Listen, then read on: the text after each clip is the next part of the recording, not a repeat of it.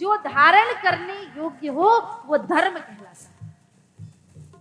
जिसको धारण करने से हमारे जीवन के आचार विचार विकृतियां सुधरने लगे, हमारे जीवन को श्रेष्ठतम मार्गदर्शन मिले, हमारे जीवन में जहां पे ये सिखाया जाए कि माता भूमि पुत्रो अहम पृथिव्या, वो धर्म है।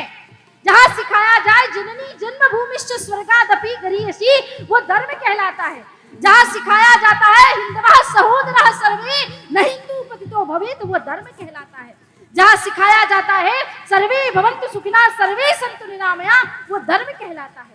जहां सिखाया जाता है वसुधैव कुटुंबकम, वो धर्म कहलाया जाता है। जहां सिखाया जाता है विश्व का कल्याण हो, वो धर्म कहलाता है। हमारे धर्म में ये नहीं कहा जाता कि कोई काफिर है और तुम्हारे खुदा को ना माने तो उसे मार दो। हमारे धर्म में नहीं कहा जाता कि अगर कोई तुम्हारे धर्म को नहीं मानता तो वो काफिर यानी वो पापी है।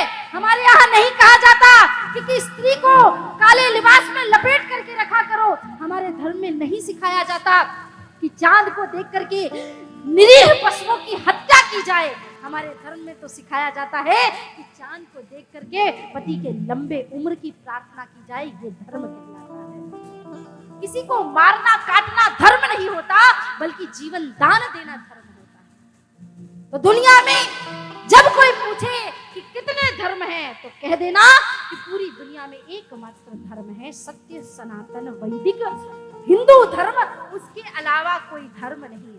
मजहब हो सकते हैं, पंथ हो सकते हैं, संप्रदाय हो सकते हैं, मत हो सकते हैं, पर धर्म केवल एक है, सनातन ब्रह्मा जी के पुत्र से निकला हुआ सनातन धर्म। हमारा धर्म सदैव से सिखाता है देश धर्म समाज राष्ट्र की रक्षा के लिए प्राणों की आहुति भी दे देना, यह धर्म सिखाता है। हमारी रक्षा करता है, धर्मो रक्षति रक्षितः, हम धर्म की रक्षा करते हैं और धर्म हमारी रक्षा करता है। आप लोग सोचोगे दीदी हम भी इतने मूर्ख थोड़ी हैं, हमारी रक्षा के लिए सेनाएं बनाई गई हैं, जल सेना, थल सेना, वायु सेना, इतनी बड़ी बड़ी सेना होते हुए धर्म हमारी रक्षा कैसे करेगा? बड़े बड़े संविधान हैं, बड़े बड़े कोर्ट हैं, बड़े बड़े कानून हैं, पुलिस वाले हैं, ये सब है, ये सब हमारी रक्षा करते, नो डाउट करते होंगे। लेकिन मैं एक बात को मानती हूँ, हमारी रक्षा सबसे ज्यादा मात्र धर्म करता है। कानून कई बार बनाया ही जाता है तोड़े जाने के लिए। संविधान में आपको 4 चीजें मिलेंगी और जब कानून बनता है तो उसके रास्ते दरवाजे लोग अपने आप निकाल लेते हैं कि अच्छा फला फला अगर धारा लगी है तो उसके लिए वो बेलेबल है, नॉन बेलेबल है, नॉन बेलेबल है तो क्या करना पड़ेगा कि बेल मिल जाए उसे। सब चीज के रास्ते है महाराज।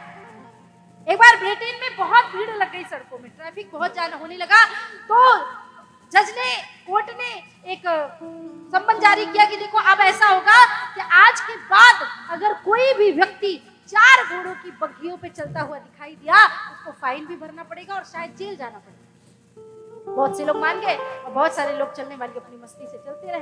तो एक दिन एक व्यक्ति को, एक सेठ को, एक साहूकार को, बड़े व्यक्ति को पकड़ा गया और पकड़ के कोर्ट में प्रस्तुत किया गया। तो पूछा गया कि भाई, मेरे न्याय पक्ष के वकील ने कहा कि जज साहब, मेरा जो क्लाइंट है उसको ऐसे ही जबरदस्ती पकड़ लिया गया है, उसने कोई अपराध नहीं किया। बोले सीधा सीधा अपराध है, कानून बना है कि 4 घोड़ों की बग्घियों पे नहीं चलना, इसे रंगे हाथों पकड़ा गया है। बोले जज साहब आप चल के मेरे साथ देखिए। जज साहब को ले गए, बोले देखिए ये क्या है? बोले घोड़ा। बोले ये? बोले घोड़ा। बोले ये? बोले घोड़ा। बोले ये? बोले घोड़ा। जज साहब आखिरी का घोड़ा ध्यान से देखिए, घोड़ा नहीं घोड़ी है। कानून बना है कि 4 घोड़ों की बग्घियों पे नहीं चलना, तो 3 घोड़े और 1 घोड़ी तो जोती जा सकती। इसको बोलते कानून तोड़ना। लेकिन ध्यान से सुनना मैया, आप यहाँ कथा बैठ के सुन रही हैं, आपके घर में आपकी 18 वर्ष की जवान बेटी है, 20-22 वर्ष का जवान बेटा है, एक दूसरे के प्रति आकर्षण हो सकता है, पर नहीं, स्वप्न में भी कोई भाई अपनी बहन के प्रति ऐसे कुविचार नहीं लाता। ये किसकी दी हुई व्यवस्था है? ये हमारे सनातन धर्म की दी हुई व्यवस्था है। ये कानून की और कोर्ट की दी हुई व्यवस्था नहीं है, ये हमारे सनातन धर्म की दी हुई व्यवस्था है। वरना दूसरे मजहबों में तो लोग भाई बहन से विवाह कर ले रहे, लेकिन हमारा सनातन धर्म कहता है कि इस दुनिया में अपनी पत्नी को छोड़ करके, विवेकानंद जी गए अमेरिका, उनसे किसी ने पूछा, हमारा अमेरिका डॉलर्स के लिए प्रसिद्ध है, आपका भारत किस चीज के लिए प्रसिद्ध है? बोले हमारा भारत संस्कारों के लिए प्रसिद्ध है। बोले किस प्रकार के संस्कार? बोले आपके अमेरिका में आप अपनी माँ और बहन को छोड़ के शायद हर स्त्री को गलत नजर से देखते होंगे, पर हमारे भारत की परंपरा है अपनी पत्नी को छोड़ के हर स्त्री में माँ और बहन का स्वरूप देखा जाता है। ये हमारा सनातन धर्म है, ये हमारे सनातन धर्म की परंपरा है। इसलिए धर्मो रक्षति रक्षतः धार्यते इति धर्मः, जो धारण किया जाने योग्य हो वो धर्म। और दुनिया का सर्वश्रेष्ठ श्रेष्ठतम धर्म सनातन धर्म है। इसलिए भाग्यशाली अपने आप को मानिए, सौभाग्यशाली मानिए अपने आप को कि आपने सनातन धर्म में जन्म लिया है, आपने इस भूमि में जन्म लिया है। यहाँ की ऐसी ऐसी माताएं, ऐसी ऐसी वीरांगनाएं जिन्होंने हंसते हंसते देश धर्म समाज के लिए अपने पुत्रों की बलिदानी दे दी। एक बार भी नहीं सोचा, एक बार भी नहीं सोचा कि क्या होगा। भगत सिंह फांसी के फंदे पे झूल रहे थे, विद्यावती की आंखों में आंसू आए। लोगों ने कहा भगत सिंह की माता विद्यावती को, अरे माँ तू शहीद की माँ होती है, शहीद की माँ होकर रोती है, अच्छा नहीं लगता।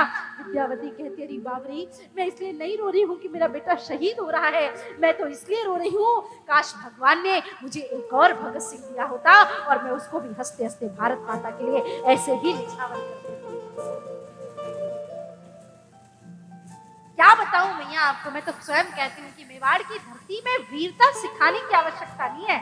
यहाँ तो शरीर का रक्त एक बूंद भी गिर करके अगर मिट्टी पे गिर जाए ना, तो वो मिट्टी का जो धूल है ना, वो धूल भी तलवार बन जाए। इतनी शूरता है मेवाड़ की माता, इतनी शूरता है मेवाड़ की माता। माताओं का इतिहास आता है तो महारानी पद्मिनी, महारानी हाड़ी पन्ना धाई, इनकी बातें सुन के, इनका इतिहास सुन करके गर्व से मन चौड़ा हो जाता है और ऐसा लगता है कि हाँ हमने उस भारत भूमि में जन्म लिया है जिस भारत भूमि में राजस्थान की पवित्र भूमि है, वो राजस्थान की भूमि जहाँ महाराणा प्रताप ने जन्म लिया है, वो राजस्थान की भूमि जहाँ इतने वीरों ने जन्म लिया है।